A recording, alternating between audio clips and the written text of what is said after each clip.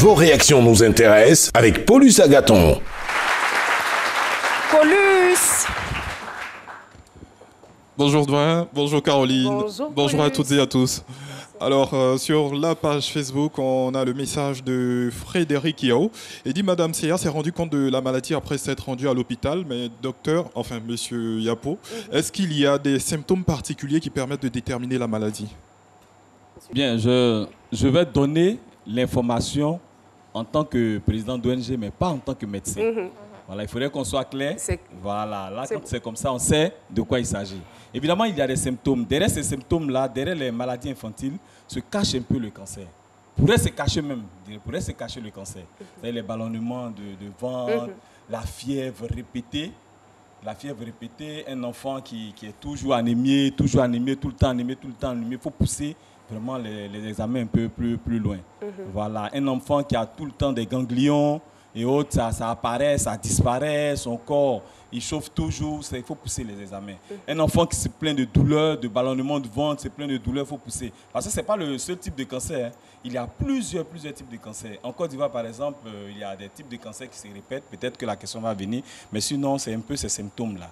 Voilà, il faut vraiment... Derrière les maladies infantiles, peuvent se cacher un cancer. Voilà. D'accord. Dengerman UF, il dit c'est vrai qu'aujourd'hui les signes apparents de la maladie ne sont plus visibles, mais est-ce que cela n'a pas des répercussions à long terme sur sa santé? Mais c'est pour ça qu'il faut suivre l'enfant. Voilà, il faut suivre l'enfant. De très près d'ailleurs. De très près d'ailleurs. Il faut suivre l'enfant, il faut aider. C'est pour ça qu'on a toujours besoin de tout le monde pour aider cet enfant. Parce qu'il arrivera un moment où nous on ne pourra plus. Mais si on l'abandonne, vous verrez que les choses vont revenir. Je prends juste un exemple pour permettre aux gens de pouvoir comprendre ça. Nous qui allons souvent au champ, lorsque vous allez régulièrement au champ, votre champ il est propre, vous le nettoyez bien. Mais lorsque vous arrêtez d'aller au champ 1 mois, 2 mois, 3 mois, vous verrez comment le champ sera.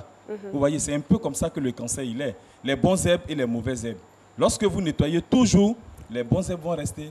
Mais après, si vous arrêtez, les mauvaises herbes vont envahir les bons herbes. Cette image-là pour permettre aux gens de mieux comprendre.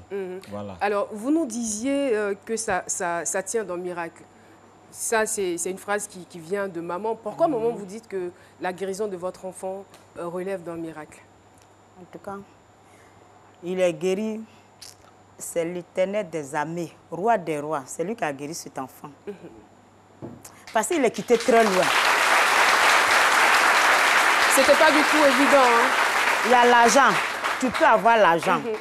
Mais si Dieu n'a pas étendu sa puissance mais sur cet enfant, il n'allait pas revenir dans ce monde. Puisqu'il était malade, il était mort même.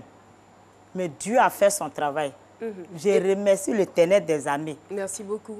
Et vous, Monsieur Yapo, pour vous, sur quelle information pourriez-vous vous baser pour dire que sa guérison relève d'un miracle?